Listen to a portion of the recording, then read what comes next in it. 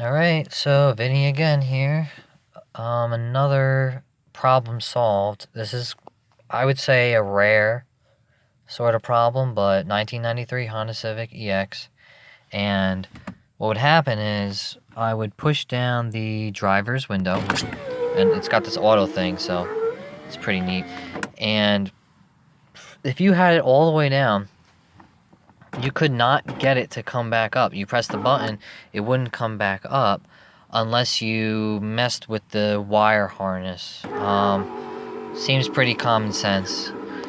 And, it is really common sense because if my friend told me if you mess with the wire harness, you can get it to work. So it's not bad, but I'll tell you what I did. So you can remove this plastic panel to get to the speaker, and I mean you could even do it with your hands, but get a flathead screwdriver, remove it, and then I had like two Phillips head screws holding the speaker in, and I kind of just took the speaker and put it here, and then I fished my hand through the door panel, and and I was looking at this piece, right in here, and that's the harness, I guess, and that controls everything on the door. So what I did is I just disconnected it. It was hard, but I disconnected it, and then I got the I got the cleaning spray, and I sprayed both sides down, and I got a brush. I got a little paintbrush, and I was brushing it, like I was spraying it, and then I would brush it off, and there was like a little rock in there. It was nasty, and that did it. That did the trick. So I just cleaned up everything, and then you might see this tape, and what that is it's just some tape I had lying around. It's basically, it's like duct tape. Well, not, it's duct tape. It can stand up to 260 degrees, and it's good tape. So and I had it laying around, so actually I'll tell you, that's another video why I bought that tape. You'll see, and you're gonna laugh your ass off, but it is what it is.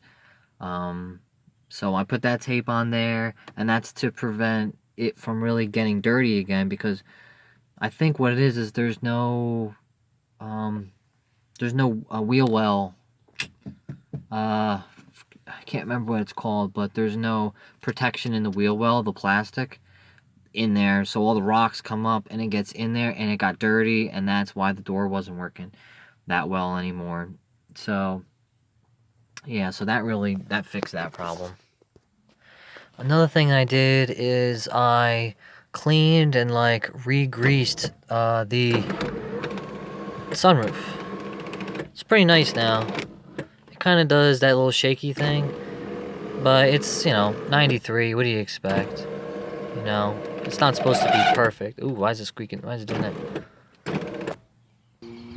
So what I did for that is pretty simple. I just got like WD-40, and I sprayed in here because it was really nasty. Just tried to determine what the contact points would be for this slide, and I just sprayed in there, and then I got a rag, cleaned it out. Like, spraying and cleaning can fix a lot of things. So I did that for both sides, and then that didn't really hold up because WD-40 cleans and stuff, but it's not really a lubricant. So it is, but it's not. So then I got some grease that I had laying around, all-purpose grease, and I just greased all around, and I'm just gonna keep up with that, see how that holds up for a while, but that seems to be good. So that fixed that problem. Yeah, so that was how to fix when your clock and your radio aren't really working. Your radio won't work at all if your fuse is blown, that 7.5 amp fuse. And actually, you have one, maybe two. You have a spare fuse under the under the driver's side, in those fuses, and it's a 7.5, and it's all the way to one side. You'll see a 7.5 and then a 10 next to each other.